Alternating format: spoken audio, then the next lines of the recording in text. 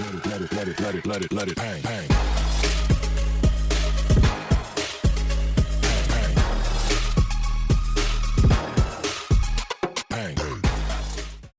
নমস্কার বন্ধুরা, আজকে আমি শেখাবো স্টু বানানো। চিকেন স্টুর জন্য আমি এটা চিকেন স্টু বানাচ্ছি। চিকেন স্টুর জন্য লাগছে চিকেন, টমেটো, গাজর, এটা হচ্ছে তোমার মাশরুম, আর লাগছে পেঁপে, বাঁধাকপি। এই শীতের সময় যে যা সবজি দিয়ে করতে পারো সেই রকম আমি এটা করেছি। তো প্রথমে আমি এই পেঁপেগুলোকে ভালো করে সবজিগুলো সব ধুয়ে নেব। আমি কি কি মশলা দিচ্ছি সেটা দেখিয়ে দিচ্ছি। পেঁয়াজ লাগছে, আমার লাগছে রসুন, লাগছে আদা, লাগছে গোলমরিচ, আচ্ছা লবঙ্গ, দারচিনি আর এলাচ। এবারে আমি প্রথমে সবজিগুলোকে সব ধুয়ে নিয়েছি। এবারে এইগুলো আমি কাটা দেখিয়ে দেব কিভাবে আমি কাটবো স্টুয়ের জন্য। বাঁধাকপিটা আমি কেটে নিয়েছি। দেখো, একটা ছোট বাঁধাকপিকে আমি 4 টুকরো করেছি, ঠিক এইভাবে মিডিলে দুভাগ করে 4 টুকরো। আর এই পেঁপেটাকেও আমি একটা পেঁপেকেও 4 টুকরো করে নিয়েছি। দেখো পেঁপেটাকে আমি কিভাবে কেটেছি। গাজর আমি কেটে নিয়েছি এইভাবে, আর নিচ হয়ে যাচ্ছে। গাজরটাকে কেটে নিয়েছি, যেগুলো বড় ছিল সেটাকে আমি মাঝখান দিয়ে চালা করে নিয়েছি। আর মাশরুমগুলোকে আমি এইভাবে ছাড়িয়ে নিয়েছি। পুরো আমার সবজিগুলো কাটা হয়ে গেছে। আর পেঁয়াজটাকে আমি এইভাবে যেমন চিলি চিকেন করি ঠিক সেইভাবে করে আমি পেঁয়াজটাকে কেটে আস্তে আস্তে একটা করে কোয়া ছাড়িয়ে নিয়েছি। রসুনগুলো একদম ঝিরিঝিরি করে কেটে নিয়েছি, আদাও সেমভাবে একদম ঝিরিঝিরি করে কেটে নিয়েছি।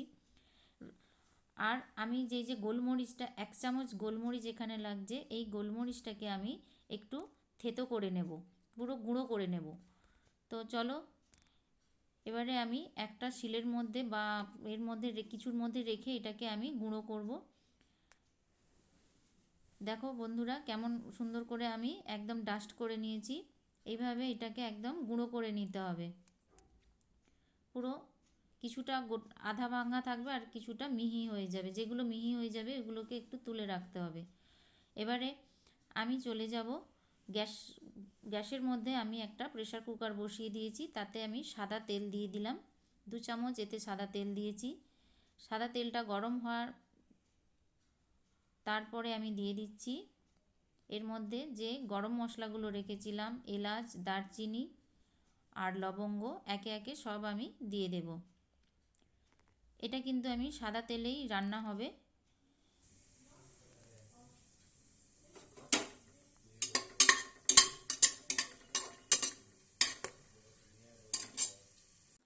এটা হয়ে গেছে। এবারে আমি এর মধ্যে দিয়ে দিচ্ছি রসুনটাকে যে একদম কুচিয়ে রেখেছিলাম, সেই রসুনটা আমি দিয়ে দিলাম।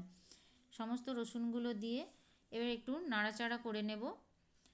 তারপরে চলে আসব, ভালো করে এটা একটু নাড়াচাড়া করতে হবে। এবারে আমি দিয়ে দেব এর মধ্যে যে কুচিয়ে রেখেছিলাম সেই আদাগুলো দিয়েও আমি ভালো করে একটু নেড়ে চেড়ে নেব।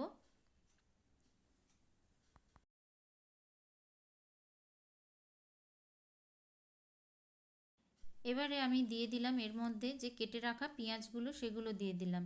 পেঁয়াজ, আদা, রসুন সমস্ত দিয়ে ভালো করে আমি একটু নেড়ে নেব, যাতে পেঁয়াজের যে গন্ধটা সেটা চলে যায়। এতে একটু পেঁয়াজ রসুন দিলে তাহলে কি হবে, যে চিকেনের যে গন্ধটা, আষ্টে গন্ধটা, সেটা চলে যাওয়ার জন্য আমি এতে পেঁয়াজ রসুনটা ব্যবহার করেছি। তো এটা কিন্তু খেতে সত্যি সুন্দর লাগে রুটি পাতে।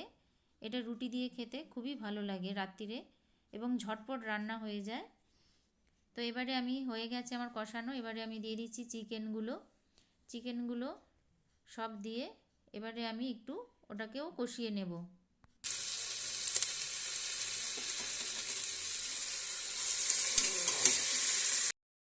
এটাকে ভালো করে আমি কষানো হয়ে এসছে।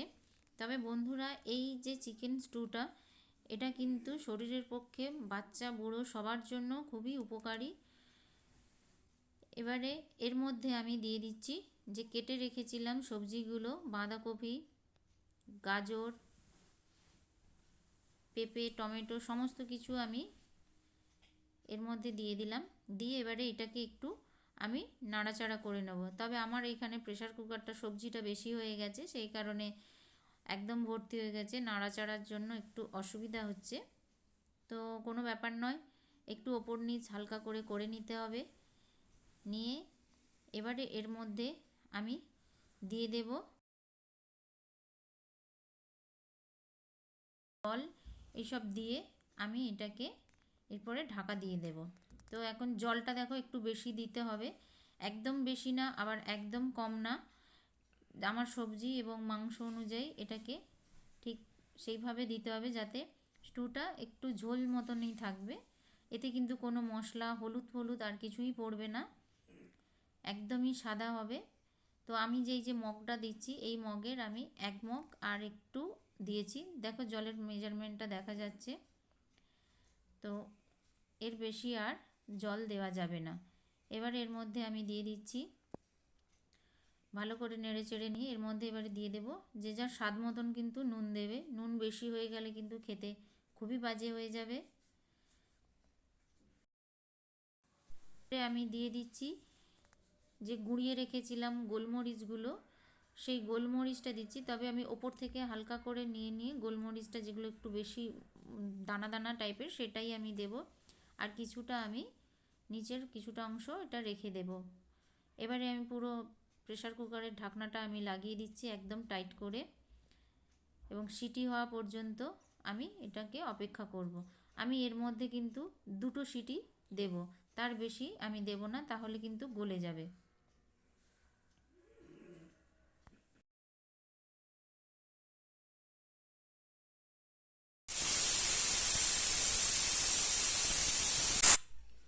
তো আমার 2টো সিটি কিন্তু এর মধ্যে হয়ে গেছে। এবারে এটাকে আমি ঢাকনাটা একটু বন্ধ রেখে কিছুক্ষণ বন্ধ রাখবো, রাখার পরে তারপরে এই সিটিটাকে বার করে দিয়ে আমি পুরো সিটিটা বার করে দেব, দিয়ে আমি এরপরে খুলে দেব। খুলে আমি দেখাচ্ছি কেমন হয়েছে স্টুটা। তারপরে যে আমি গরম যে গোলমরিচটা যে রেখেছি এই গোলমরিচটা আমি এর মধ্যে এবারে দিয়ে দেব।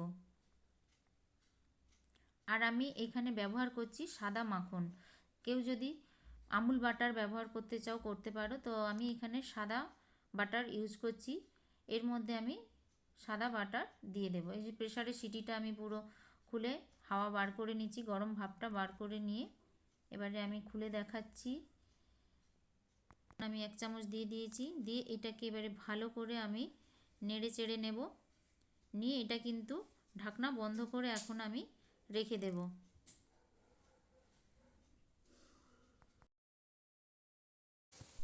তো বন্ধুরা আমি ঢাকনা খুলে দিয়েছি, দেখো একদম পারফেক্ট স্টু হয়েছে।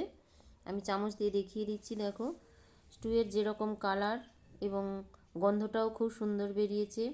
চিকেনগুলো দেখো খুব সুন্দরভাবে একদম সেদ্ধ হয়ে গেছে, একদম পারফেক্ট স্টু। এটা গরম রুটির সঙ্গে খেতে খুবই ভালো লাগে। কেউ যদি শুধু খেতে চাও বা 2টো পাউরুটি টোস্ট দিয়েও খেতে পারো। তো বন্ধুরা আমার কেমন লাগলো ভিডিওটা কমেন্ট বক্সে লিখে জানাবে, লাইক শেয়ার করবে। টাটা।